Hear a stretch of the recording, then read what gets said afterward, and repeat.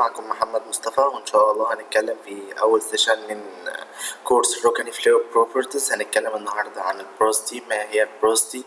ايه الكلاسيفيكيشن بتاع البروستي، ايه الفاكتورز اللي بتأثر فيها، ازاي بنقدر نحسبها، وازاي نفرق بين طرق حسابها. تمام.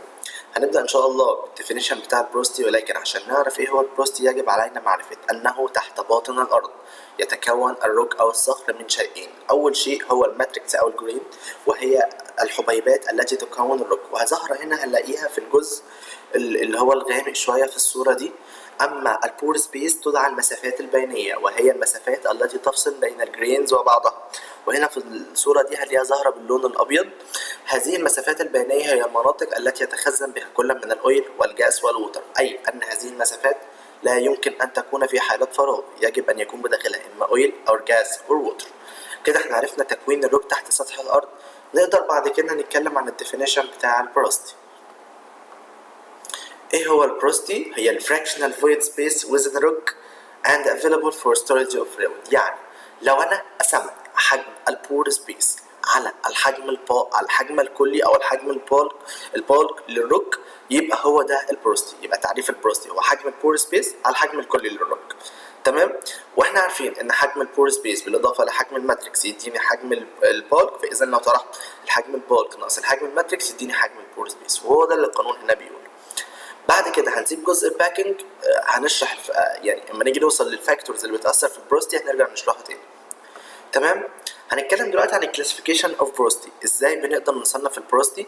في تو كلاسيفيكيشن. اول كلاسيفيكيشن بيزد اون مود اوف اوريجين، يعني اثناء يعني اول نوع هنتكلم عنه هنصنف فيه البروستي لحاجتين، حاجه اسمها البرايمري او الاوريجينال بروستي، والسكندري او الانديوزد بروستي.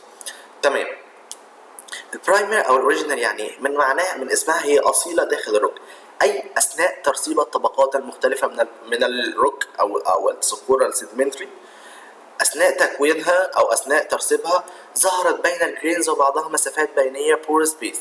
هذه البور سبيس كونت البروستي او البرايمري بروستي او الاوريجينال بروستي، اي هي بروستي تكونت اثناء تكوين الروك لاول مره، اثناء تخليق الروك. تمام.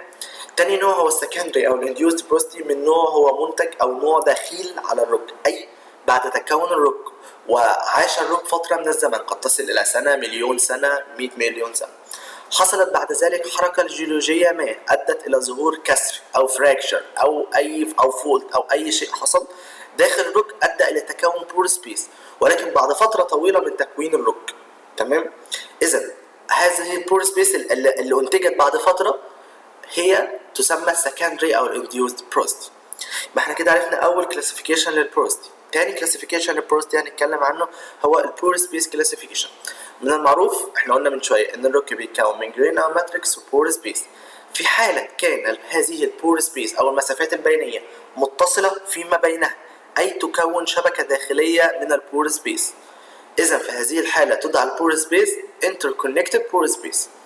أما في حالة كان البور سبيس معزول عن نفسه، أي يتواجد البور سبيس وحوله جرينز أو ماتريكس من كل جهة وغير متصل بغيره من البور سبيس، إذا يدعى isolated بور سبيس أي معزول. تمام. يبقى احنا كده عرفنا إن في نوعين من البور سبيس. معنى كلمة توتال بروستي احنا عارفين البروستي هي بور سبيس على بالك فوليوم، أو فوليوم بور سبيس على بالك فوليوم. في حالة إن أنا عوضت عن البور سبيس اللي هي في البوست دي، عوضت عنها بالتوتال بور سبيس اي الانتركونكتد والايزوليتد، تدعى في هذه الحاله بروستي توتال بروستي.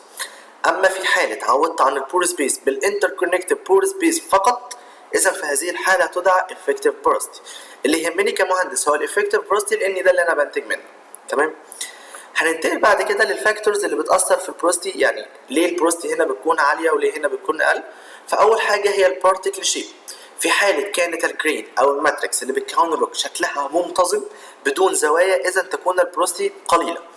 أما في حالة كانت الزوايا أو الأنجلاريتي داخل البور سبيس كثيرة، فإن البور سبيس يزيد، وبالتالي يتكون مزيد من البروستي، أو بالتالي تزيد قيمة البروستي. تاني فاكتور هنتكلم عنه هو الباكينج. الباكينج يعني إيه؟ هنرجع نشرحه من ورا وبعدين نكمل بعد هنا تاني. تمام. ايه هو الباكينج؟ الباكينج هو طريقة تراص الجرينز